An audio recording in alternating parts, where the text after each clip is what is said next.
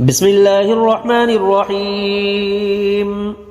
يا أيها الذين آمنوا كتب عليكم الصيام كما كتب على الذين من قبلكم لعلكم تتقون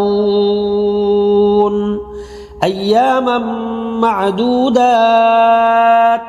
فمن كان منكم مريضا أو على سفر فعدة من أيام أخر وعلى الذين يطيقونه فدية طعام مسكين فمن تطوع خيرا فهو خير له وأن تصوموا خير لكم إن كنتم تعلمون.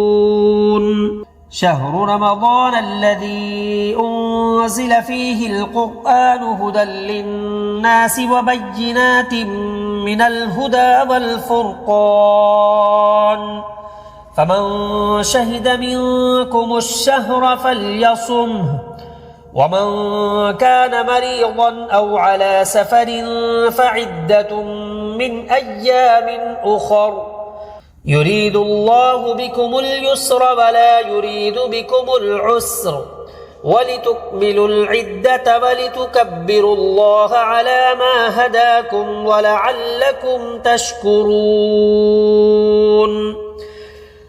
وإذا سألك عبادي عني فإني قريب أجيب دعوة الداع إذا دعاني فليستجيبوا لي وليؤمنوا بي لعلهم يرشدون.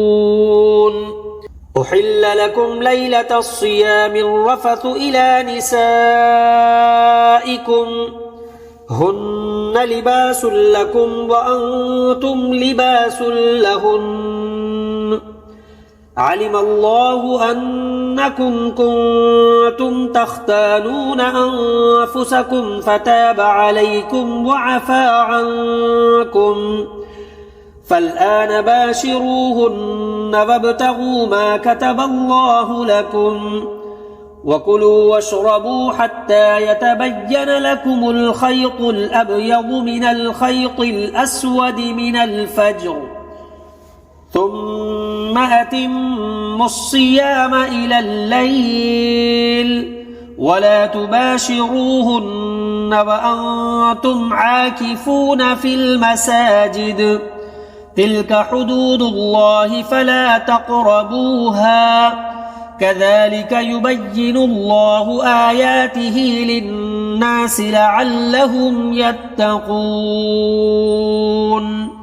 ولا تأكلوا أموالكم بينكم بالباطل وتدلوا بها إلى الحكام لتأكلوا فريقا من أموال الناس بالإثم وأنتم تعلمون.